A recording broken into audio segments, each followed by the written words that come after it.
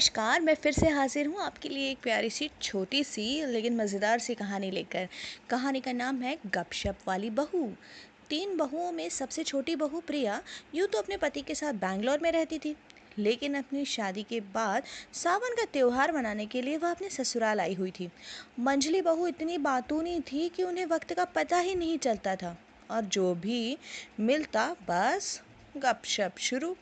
इस आदत से घर के सभी लोग बहुत परेशान थे।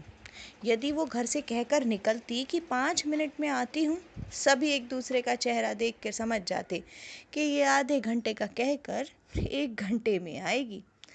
सासू माँ को भी मंझली बहू की आदत पूरी तरह से पता थी, लेकिन प्रिया अपनी मंझली भाभी की इस आदत से बिल्कुल वाकिफ नहीं थी। उसे पता भी नहीं था कि वो इतनी बातें करती हैं। 2 दिन के लिए बड़ी जेठानी और जेठ जी किसी काम से बाहर गए हुए थे। प्रिया की जेठानी ने कहा, प्रिया, आज हम कहीं बाहर चलते हैं। वैसे तो ये शहर छोटा सा ही है, लेकिन छोटा सा एक मॉल है। चलो गाड़ी से वहीं चक्कर लगा कर आते हैं। प्रिया बहुत खुश हो गई। उसने जाकर सासू माँ से कहा, मम्मी, मैं दीदी के साथ जाकर अभी आती हूँ। सासू माँ को तो मालूम ही था मंझली बहू बाहर गई तो जल्दी ना आने वाली। उन्होंने कहा, ऐसा करो प्रिया, पहले दुकान से ज़रा केचप ला के दे दो। तुम लोग कब आओ क्या पता, मैं नूडल्स बनाकर बच्चों को खिला दूंगी। प्रिया ने कहा, अरे मम्मी जी, अभी तो समय है और हम अभी आ ही जाएंगे घंटे भर में। आप चिंता मत करिए, लौटते समय ले आएंगे। सासू माँ ने कुछ नहीं कहा। वे जानती थी कि प्रिया अभी अपनी जेठानी की आदत से वाकिफ नहीं, लेकिन फिर भी कुछ न बोली। प्रिया और उसकी जेठानी गाड़ी लेकर निकले ही थे कि जेठानी जी की सहेली मिली। वहाँ उन्होंने करीब उससे बस 10-15 मिनट बातें की और कहा, देखो ना, ऐसे ही आज बात ना कर पाई। प्रिया के बार बार कहने पर भाभी चलिए तब कहीं जाकर वो मानी थी। थोड़ी दूर चलते ही मंदिर आ गया।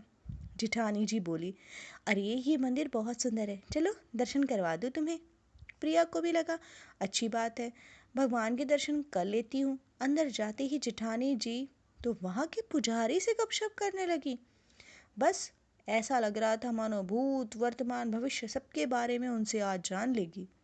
आधा घंटा बीत चुका था। जिठानी थी कि उनका मुंह बंद ही नहीं हो रहा था। बहुत मुश्किलों से जिठानी जी ने प्रवेश किया, मंदिर के भीतर दर्शन किए और तब कहीं जाकर मंदिर से निकली।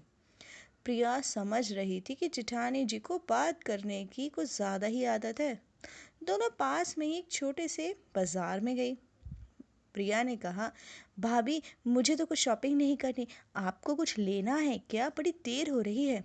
जेठानी जी ने कहा, अरे लेना तो मुझे भी कुछ नहीं है, अब आए हैं तो 2 दुकान घूम ही ले।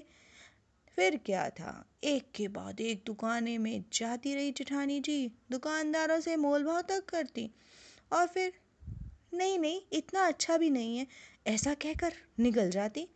1.5 घंटा बीत गया। प्रिया को समझ में नहीं आ रहा था कि क्या करे, लेकिन उसे ये समझ में आया कि मम्मी जी ने क्यों कहा था कि पहले केचप ला कर दे दो। उसने जेठानी जी को याद दिलाया कि देर हो गई है, हमें खाना बनाने के लिए केचप लेकर जाना है घर पे। बस फिर क्या था, उनकी तो स्पीड ही बदल गई। गाड़ी चलाई, तुरंत किराने की दुकान पर रुकी, केचप खरीदा और दौड़ दौड़ कर घर पर आई और कहने लगे, मम्मी जी, हम केचप ले आए। वो प्रिया नई है ना, उसे सब कुछ पता नहीं, उसे भी सब चीज़ें देखनी थी, देर हो गई। फिर दुकानें बड़ी अच्छी लगी इसको मम्मी जी, बहुत दुकानों में सामान देख रही थी बहुत शौक से। अरे वो हमारे मंदिर वाले पंडित जी से भी बात कराई, मेरी जैसी है, गपशप की शौकीन, इसलिए ना पता ही नहीं चला कब समय हो गया। प्रिया के तो होश ही उड़ गए। प्रिया अपनी सास को अपनी सफाई में कुछ कहती इसके पहले ही उसकी सास कहा, तेरी जेठानी की ये आदत हम सबको मालूम है, तू चिंता मत कर। मैंने बच्चों को भेजकर पहले ही टमाटो केचप मंगा लिया था, नूडल्स भी बना दिए। तेरी जेठानी दिल की बहुत अच्छी है, इसलिए ये सब चला लेती हूँ।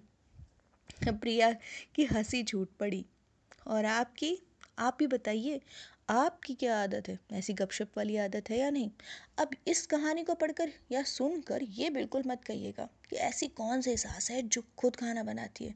होती है, होती है, कुछ सासें अच्छी भी होती हैं, मान लीजिए।